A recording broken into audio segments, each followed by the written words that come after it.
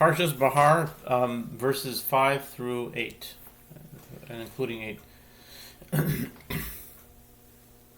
Es Safiach Ketzircha lo siktzor, Ves inve nizirecha lo sivtzor, Shnas Shabbason yihya la'aretz. You shall not reap the aftergrowth of your harvest, and you shall not pick the grapes you had set aside for yourself, for it shall be a year of rest for the land. Rashi says, on the words of the aftergrowth of your harvest, although you did not sow it, but it grew by itself from seeds that inadvertently had dropped on the ground at the time of harvesting. This is called Safiach. You shall not reap. To keep it like a regular harvest,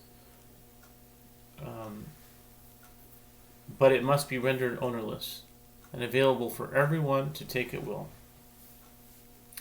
The grapes you had set aside for yourself, those grapes that you had set aside, hanizarta, and kept people away from them, and did not declare them ownerless. You shall not pick. Those you shall not pick, but you may pick from crops declared ownerless. Torah's Kohanim 25:8. Pasuk 6. Yehaisa Shabbos haaretz lachem leachla lecha uleavdecha uleamasecha uleschircha ulesoshavcha hagarim imach. And the produce of the Sabbath of the land, Shemitah, in other words, the Shabbos la'aretz, shall be yours to eat for you and your male and female slaves, and for your hired worker and resident who live with you. Servants. Okay. Slave servants.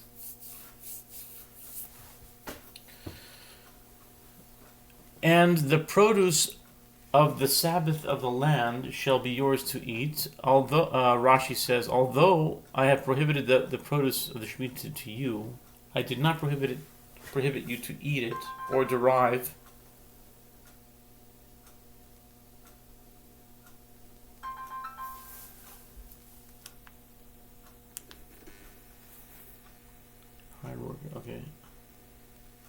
benefit from it, only that you should not treat it as if you were its owner. Rather, everyone is deemed equal regarding the use of Shemitah, your produce, your slaves, not your hard worker resident. Okay.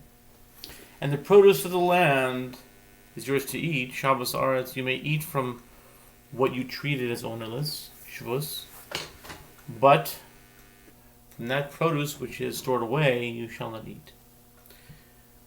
For you, your male and female slaves, servants, since the scripture says regarding Shemitah, and the poor of your people shall eat it, Exodus 23:11, one might think that the produce of Shemitah year is prohibited to be eaten by wealthy people.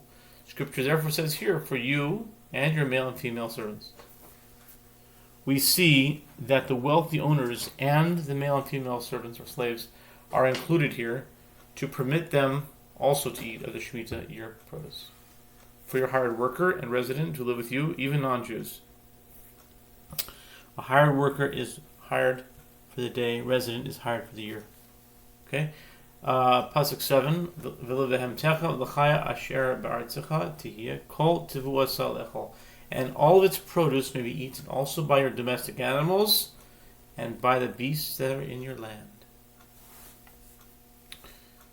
Rashi says, by your domestic animals and beasts, but if a beast may eat Shemitah produce, how much more so are domestic animals allowed to eat it, since you are obliged to feed them? So why does Scripture mention your domestic animals? The answer is that Scripture compares the domestic animal to the beast. As long as the beasts have a particular food available to them to eat in the field, you may feed your domestic animals from your house. However, once that particular food has been consumed by the beasts in the field, you must remove what you had stored in your house for your domestic animals and make that food freely available to everyone.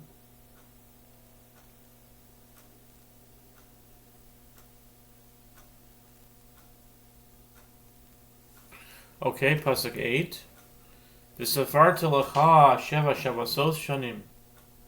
Shabsot Shanim, Sheva Shanim, Sheva Pe'amim. V'hayu lecha yemei Sheva Shabsot Shanim, Teisha ve'arba'im Shana. And you shall count for yourself 7 sabbatical years. 7 years, 7 times. And the days of these 7 sabbatical years shall amount to 49 years for you. Sabbatical years. Shabsot Shanim. Sabbatical years. Now, since our verse therefore tells us to count 7 sabbatical years, one might think that we should observe 7 consecutive sabbatical years and then make a jubilee year after them. Scripture therefore continues here. 7 years, 7 times, thus showing us that every Shemitah year occurs in its own time, namely every 7th year.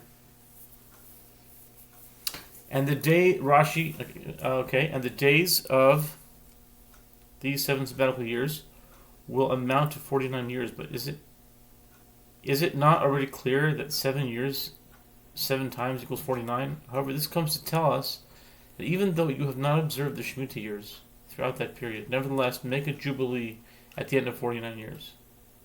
This is a midrashic explanation, linking the end of our verse with the next to read, and the days of these 7 sabbatical years will amount to 49 years for you.